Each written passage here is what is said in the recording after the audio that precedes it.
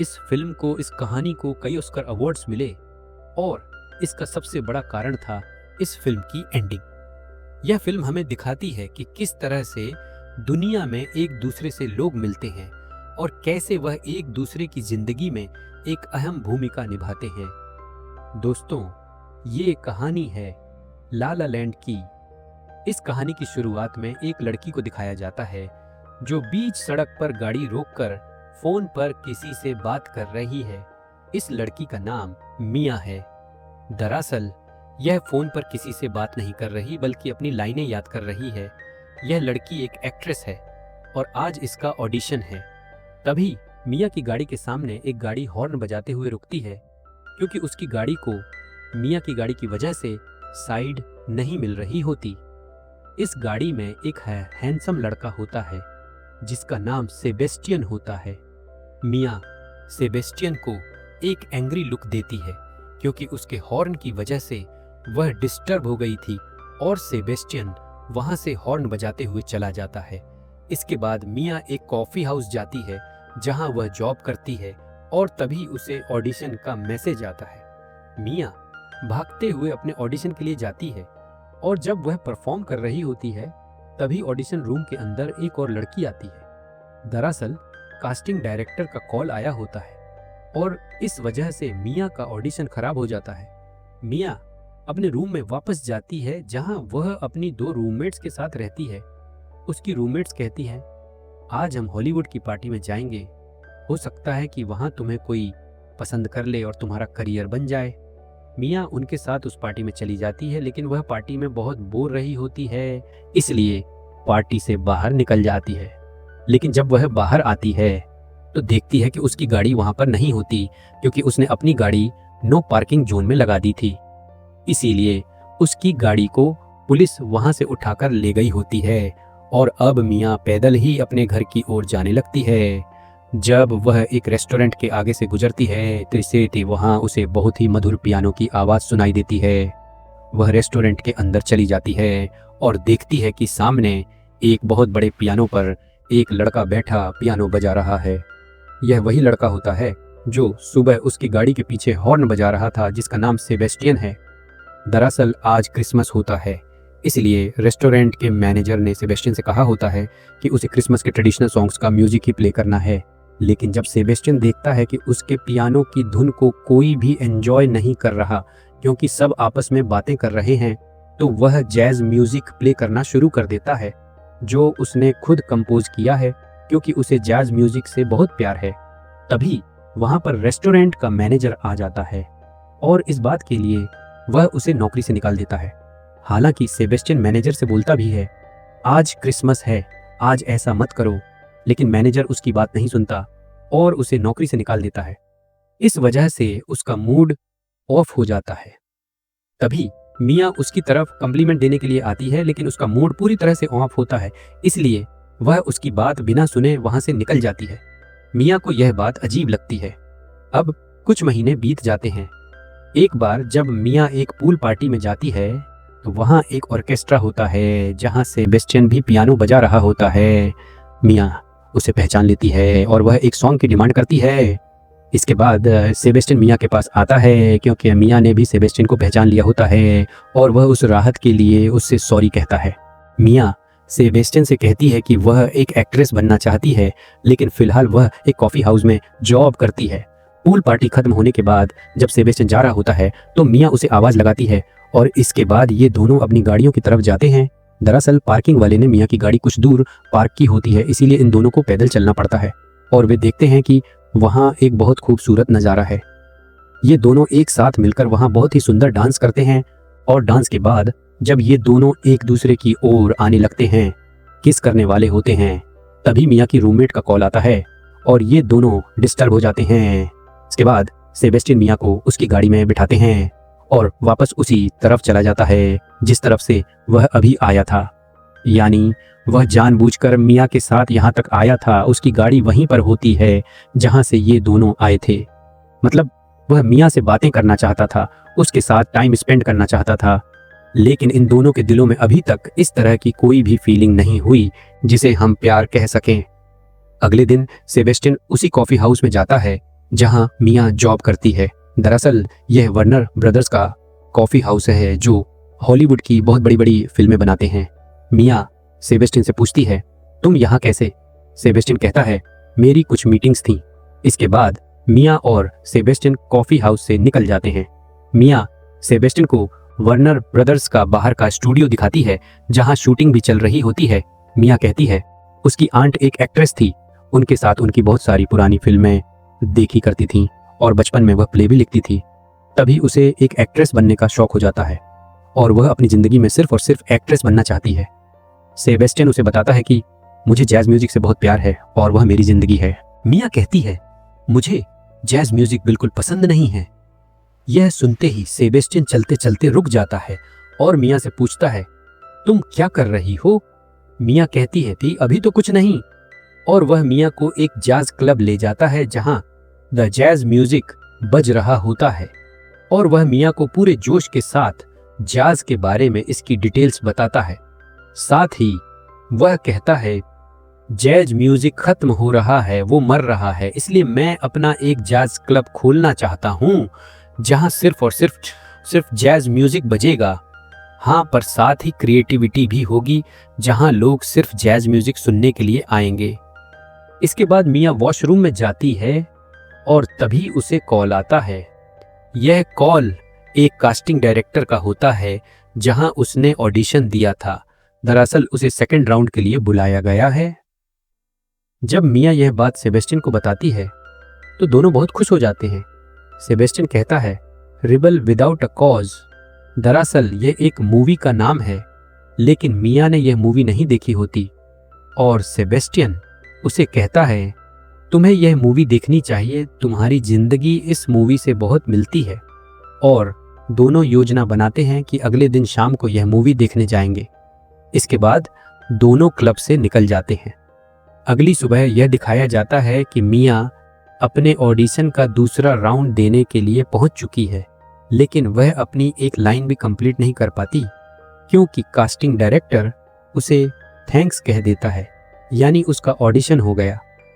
वह समझ जाती है कि उसका सिलेक्शन नहीं हुआ, जिससे वह बहुत अपसेट हो जाती है और जब वह घर जा रही होती है तो उसे वही थिएटर दिखता है जहां शाम को उसे सेबेस्टियन के साथ मूवी देखने जाना था और उसके चेहरे पर स्माइल आ जाती है।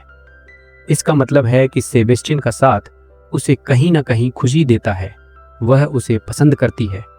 और शाम को जब वह मूवी देखने के लिए तैयार हो रही होती है तभी वहां ग्रेग आता है। दरअसल ग्रेग मिया का बॉयफ्रेंड होता है और वह उसे याद दिलाता है कि आज हमें मेरे ब्रदर के साथ और उसकी फियांसे के साथ डिनर पर जाना है और न चाहते हुए भी मिया को उसके साथ जाना होता है। दरअसल मिया यह बात भूल गई थी, इसलिए उसने सेबेस्टियन को कम टेंट किया था। हालांकि मिया वहां पर होती है, लेकिन उसका दिल दिमाग वहीं नहीं होता क्योंकि वह सेबेस्टियन के साथ मूवी देखने जाना चाहती थी। काफ़ी देर तक अपने आप को कंट्रोल करने के बाद वह अपने बॉयफ्रेंड ग्रेग से कहती है, मुझे जाना होगा, और वह वहां से सीधा थिएटर आ जाती है जहां फिल्म शुरू हो चुकी होती है। थिएटर के अंदर पूरी तरह से अंधेरा होता है, लेकिन वह सेबेस्टियन को ढूंढ लेती है।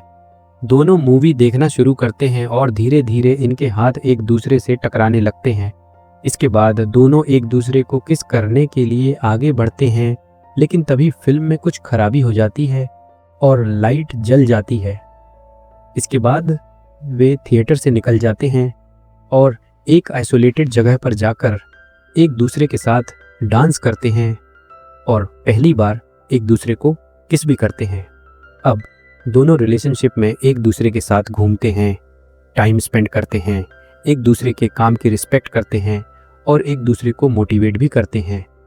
एक सुबह जब सेबेस्टियन मिया के घर पर होता है तो मिया की मॉम का कॉल आता है, और जब मॉम सेबेस्टियन के बारे में पूछती है कि वह क्या करता है तो मिया बताती है कि वह अपना जैज़ क्लब खोलने वाला है, लेकिन अभी उसने खोल नहीं दिया है। बहुत जल्द वह अपना क्लब खोल लेगा और आपको यह बहुत पसंद आएगा। शायद अभी वह सेविंग्स कर रहा है। मिया की ये सब बातें सुनने के बाद सेबेस्टियन अपने एक पुराने बचपन के दोस्त के पास जाता है जिसने उसे अपने बैंड में जैज म्यूजिक प्ले करने का ऑफर किया था, और अब सेबेस्टियन उसके ऑफर को एक्सेप्ट कर लेता है। हालांकि यह उस तरह का जैज म्यूजिक नहीं होता जैसा सेबेस्टियन बजाना चाहता है। दरअसल वह ट्रेडिशनल जैज म्यूजिक प्ले करना चाहता है जिसे उसे यहाँ ज्यादा मौका नहीं मिलेगा। सेबेस्टियन अपना जैज क्लब की जॉब छोड़ देता है और इस बैंड के साथ काम करना शुरू कर देता है, जहां उसे हफ्ते के $1000 और टूरजिनी ऑडिशन फेल होने के बाद कैफे की जॉब छोड़नी पड़ती है और वह लिखना शुरू कर देती है जैसा बचपन में करती थी। दरअसल सेबेस्टियन ने उसे सजेस्ट किया था कि उसे एक सोलो प्ले लिखना चाहिए और खुद उसे परफॉर्म करना चाहिए। अब दोनों अपने करियर में, अपनी जिंदगी में आगे बढ़ने के लिए मेहनत करना शुरू कर देते हैं। सेबेस्टियन अपने दोस्त के बैंड में ज्वाइन करने के बाद बहुत बिजी हो जाता है और लगातार टूर पर रहता है। उसकी लाइफ अब लगभग सेटल हो चुकी है और उसे फेम भी मिल रहा होता है। एक रात मिया उसे कॉल करती है और कहती है, मैं तुम्हें मिस कर रही हूँ। और उसी रात सेबेस्टियन उसे मिलने आता है। जब रात को दोनों डिनर कर रहे होते हैं तो मिया पूछती है, जो तुम म्यूजिक प्ले कर रहे हो क्या तुम उसे पसंद करते हो? वह कहता है, मुझे नहीं पता और इससे क्या फर्क पड़ता है? मिया कहती है, इससे फर्क पड़ता है। तुम ये काम नहीं करना चाहते थे, अब तुम सालों तक शो में पियानो बजाओगे, जबकि तुम्हारा ड्रीम कुछ और था। तुम अपना जैज क्लब खोलना चाहते थे जहां प्योर जैज म्यूजिक बजेगा। सेबेस्टियन को उसकी बात समझ नहीं आती। वह कहता है, जब मैं नाकामयाब था तब तुम मुझे ज्यादा पसंद करती थी और इन दोनों के बीच में यहाँ आर्गुमेंट होने लगते हैं। सेबेस्टियन कहता है, तुम भी ये चाहती थी कि मेरे पास एक परमानेंट जॉब हो, एक परमानेंट इनकम का सोर्स हो। मिया कहती है, जी हाँ, मैं ऐसा चाहती थी ताकि तुम अपनी जिंदगी का अच्छे से ध्यान रख सको और साथ ही अपने सपने को, अपने जैज क्लब को स्टार्ट कर सको। सेबेस्टियन कहता है, जैज म्यूजिक कोई पसंद नहीं करता, तुम भी नहीं। मिया कहती है, अब मैं जैज म्यूजिक पसंद करती हूँ और इसकी वजह सिर्फ तुम हो। अगर इंसान किसी चीज के लिए पैशनेट हो तो लोग उसके पैशन को फॉलो करते हैं, उसे पसंद करते हैं और तुम लोगों को वो जैज याद दिला सकते हो जो अब लोग भूल रहे हैं। इन दोनों की आर्गुमेंट बहुत बढ़ जाती है और मिया यहाँ से उठकर चली जाती है। इसके बाद सेबेस्टियन भी अपने टूर पर चला जाता है। ठीक 2 हफ्तों बाद मिया का प्ले होता है जिसके लिए वह काफी वक्त से तैयारी कर रही थी। यह एक सोलो प्ले है जिसमें उसे पूरा एक्ट खुद ही करना है, लेकिन प्ले देखने के लिए बहुत कम लोग आते हैं। जब प्ले खत्म होता है और लोग जा रहे होते हैं तो वे उसके प्ले को बिल्कुल भी अप्रिशिएट नहीं करते, जिससे मिया पूरी तरह से टूट जाती है। सेबेस्टियन भी इस प्ले को देखने नहीं आता क्योंकि आज रात उसका फोटो शूट होता है और जब वह वहां पहुंचता है तो प्ले खत्म हो चुका होता है। मिया इस बात से सेबेस्टियन पर बहुत नाराज हो जाती है और साथ ही उसका दिल टूट जाता है कि लोगों ने उसे अप्रिशिएट नहीं किया और न ही प्ले देखने के लिए आए। इसी बीच मिया को एक कॉल आता है जो एक कास्टिंग डायरेक्टर का होता है। वह कहती है, मिया, तुम अपना कॉल रिसीव नहीं कर रही, इसलिए हमने तुम्हें कॉल किया है। दरअसल मिया ने एडिशनल नंबर में सेबेस्टियन का नंबर लिखवा दिया था और यह कॉल उस कास्टिंग डायरेक्टर का होता है जो मिया का प्ले देखने गई थी और अब चाहती है कि मिया उसकी फिल्म के लिए ऑडिशन दे। जब सेबेस्टियन को यह पता चलता है तो वह मिया की मॉम के घर जाता है और मिया को बताता है, तुम्हारा शो एक कास्टिंग डायरेक्टर ने देखा था, उसे तुम्हारा काम बहुत पसंद है, वह एक बहुत बड़ी फिल्म बना रहा है और उस फिल्म के लिए तुम्हारा ऑडिशन लेना चाहता है। मिया कहती है, अब मैं काम छोड़ चुकी हूँ, मैं कोई ऑडिशन देने नहीं जाऊंगी। मैं हजारों ऑडिशन दे चुकी हूँ और हर जगह मुझे रिजेक्शन मिला है, शायद मैं इस प्रोफेशन के लिए नहीं बनी। सेबेस्टियन कहता है, तुम सबसे बेहतर हो और तुम्हें मेरे साथ कल ऑडिशन देने के लिए चलना होगा। मैं सुबह 8 बजे तुम्हारे घर के बाहर गाड़ी लेकर पहुंच जाऊंगा। मिया कहती है, मैं नहीं आऊंगी। सेबेस्टियन अगली सुबह घर के बाहर पहुंच जाता है और मिया तैयार होकर बाहर आती है, ऑडिशन देने जाती है और ऑडिशन के बाद सेबेस्टियन से मिलती है। सेबेस्टियन को पूरा यकीन होता है कि उसे इस ऑडिशन से फिल्म मिल जाएगी, लेकिन मिया का पास्ट एक्सपीरियंस ऐसा होता है कि उसे अपने आप पर कॉन्फिडेंस नहीं रहता। सेबेस्टियन मिया को इनकरेज करता है जो तुम अपनी जिंदगी में करना चाहती थी, जो बनना चाहती थी, वह सपना तुम्हें कभी नहीं छोड़ना है, बल्कि अपनी पूरी जिंदगी को एक्टिंग के लिए डिवोट करना है। यहाँ दोनों यह भी डिस्कस करते हैं कि यह दोनों हमेशा एक दूसरे को प्यार करेंगे, लेकिन अब इनके रास्ते अलग अलग हैं। इन्हें अलग अलग अपनी जिंदगी को, अपने सपनों को चेस करना होगा। हालांकि सेबेस्टियन अब एक सक्सेसफुल म्यूजिशियन बन चुका है। धीरे धीरे वक्त बीतता है और 5 साल बाद हमें दिखाया जाता है कि मिया उसी कॉफी हाउस में जाती है जहां कभी वह जॉब करती थी, और अब वह एक कामयाब एक्ट्रेस है। जब वह उस कॉफी हाउस में जॉब करती थी और वहां कोई सेलिब्रिटी आता था तो वह उन्हें उसी अंदाज में दिखती थी जैसे आज सब उसे देख रहे हैं। यह उसका एक सपना था कि एक दिन वह उसी कॉफी हाउस में आए, जो आज उसका सपना पूरा हो चुका है। साथ ही उसकी शादी भी हो चुकी है, उसकी एक बेटी है और वह अपनी जिंदगी में खुश है। लेकिन उसकी शादी सेबेस्टियन से नहीं हुई। उसके पति का नाम डेविड है। और एक रात जब मिया के हस्बैंड डेविड उसे एक जांच क्लब में ले जाते हैं तो मिया उस क्लब का लोगो देखती है और समझ जाती है कि यह सेबेस्टियन का जांच क्लब है, क्योंकि यह लोगो कई साल पहले मिया ने सेबेस्टियन के जांच क्लब के लिए बनाया था जब दोनों रिश्ते में थे। इसके बाद मिया देखती है कि सेबेस्टियन माइक पर कुछ बोल रहा है। सेबेस्टियन भी मिया को देख लेता है और कुछ पलों के लिए पूरी तरह से खामोश हो जाता है। दरअसल सेबेस्टियन का भी सपना पूरा हो चुका है, जैसा कि वह हमेशा से खोलना चाहता था। अब उसने अपना जांच क्लब खोल लिया है। इसके बाद वह अपना और मिया का फेवरेट लव नंबर पियानो पर प्ले करता है, और जब वह नंबर बजता है तो मिया और सेबेस्टियन दोनों अपने सपनों की दुनिया में खो जाते हैं। इन दोनों को ऐसा लगता है कि वे कभी एक दूसरे से जुदा हुए ही नहीं और आज भी दोनों साथ हैं। हालांकि वे यहाँ पर बात नहीं करते। और जब मिया अपने हस्बैंड के साथ यहाँ से जा रही होती है तो पीछे मुड़कर सेबेस्टियन को एक प्यार भरी, ममता भरी मुस्कुराहट दे वहां से चली जाती है। सेबेस्टियन भी वहां खड़ा होकर मुस्कुरा रहा होता है। इसके साथ ही यह फिल्म यहीं पर खत्म हो जाती है।